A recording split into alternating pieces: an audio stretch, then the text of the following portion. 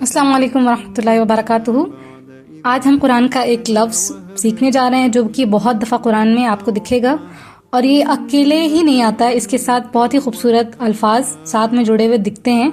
तो इंशाअल्लाह पहले हम इस ख़ास लफ्ज़ को सीखेंगे, उसके बाद इससे जुड़े हुए लफ्ज़ों के साथ इसका तर्जुमा देखेंगे इंशाअल्लाह।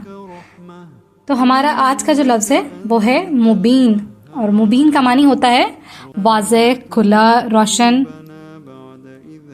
चलिए अब इसके साथ जो जुड़े हुए अल्फाज हैं हम उनका मानी देख लेते हैं। जैसे आपको ये दिखेगा अदुव्वुम मुबीन, तो अदुव्वुन का मानी क्या होता है? दुश्मन।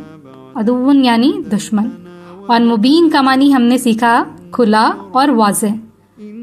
खुला, वाज़ेह, रोशन।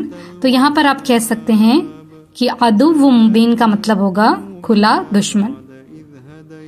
दूसरा लफ्ज़ है दलालिम मुबीन।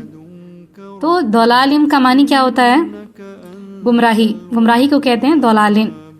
और मुबीन का मानी क्या सीखा हमने? खुला है, वाज़ा, रोशन। तो दलालिम मुबीन का हम मतलब क्या कह सकते हैं? खुली गुमराही। तीसरा लफ्ज़ हमारे पास है आज किताबुम मुबीन। किताब का मानी तो हमें पता ही है, किताब का मानी किताब, और मुबीन का मानी हमने सीखा रोशन, खुला, वाज़ेह। तो यहाँ पर किताब मुबीन का मानी क्या होगा? रोशन किताब या खुली किताब या वाज़ेह किताब। उसके बाद एक लफ्ज़ है सिहरुम मुबीन। सिहर का मतलब भी आप लोग जानते ही होंगे, सिहर मतलब होता है जादू। तो सिहरुन जादू, और मुबीन का मानी खुला या वाज़ेह। तो सिहरुम मुबीन क्या हो गया? खुला जादू।